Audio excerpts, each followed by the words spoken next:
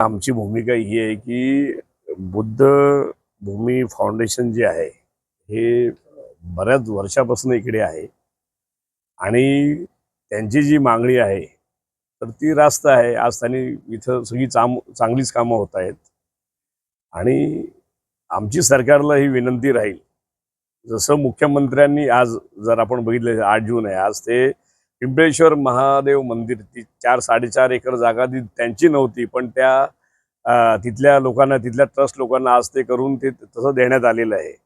तर मुख्यमंत्र्यांनी ही पण जागा इथं पण 4-4.5 एकर 5 एकर जागा जी यांची डिमांड असेल यांना द्यावं। विकासाला यांचा कोणाचाच विरोध नाहीये, पण तुम्ही विकासाच्या नावाने जर राजकारण करत असाल तर काँग्रेस पक्ष हे खपून घेणार नाही आणि संपूर्णपणे आम्ही बुद्ध विहार भूमी फाउंडेशन याच्या मागे उभे राहणार आणि त्यांना जोपर्यंत न्याय मिळत नाही तोपर्यंत काँग्रेसचा हा लढा चालू राहील। बघा, हे जे राजकीय स्वरूपाचे यांनी जे गुन्हे दाखल केले आहेत, पहिली गोष्ट त्यांना गुन्हा दाखल करण्याचा अधिकारच नाही। इतक्या वर्षापासून एखादा माणूस जर 15 वर्षापासून एखादा जर माणूस एका ठिकाणी राहत असेल तर हायकोर्टाचा आणि सुप्रीम कोर्टाचाही निर्णय आहे की बाबा तू इथला निवासी होऊ शकतो, बरोबर।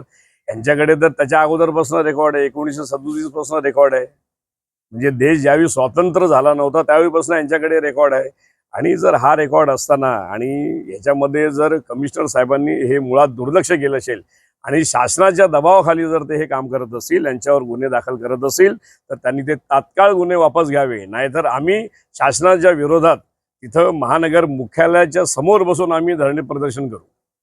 बघा, TDRची जी प्रक्रिया असते की बाबा एखादा ॲग्रीमेंट झालं, त्याच्यामध्ये नंतर ते ट्रान्सफर झालं, त्याच्यानंतर जे जागा असते त्याला कंपाऊंड वॉल पूर्ण करून ती महानगरपालिकेला हस्तांतरण करायची असते, बरोबर। हा एक प्रकार झाला। आता गेली 25 वर्ष फक्त 2-2.5 वर्ष काँग्रेस आणि राष्ट्रवादी काँग्रेसची इथं सत्ता होती, पण यांची सत्ता आहे गेली कित्येक वर्ष, यांना काय माहीत नाही का? आज खासदार जर एक पत्र काढतायत, पत्रामध्ये लिहितायत की आम्ही SIT बसवतोय आणि त्याच्याबद्दल इन्क्वायरी करणार आहे, TDR प्रकरणाची इन्क्वायरी करणार आहे, जे दोषी। अरे पण तुम्ही इतके दिवस काय झोपलेले होते का? सरकार काय झोपलेली होती का? इतके दिवस तुम्ही कोणावर म्हणजे का चौकशी केली नाही? याच्यामध्ये आपण कोणाला दाबण्याचा किंवा लपवण्याचा प्रयत्न करत आहात? जे कायदेशीर गुन्हेगार असतील त्यांच्यावर गुन्हा दाखल आजपर्यंत का झाला नाहीये? सत्ता तर तुमचीच आहे ना।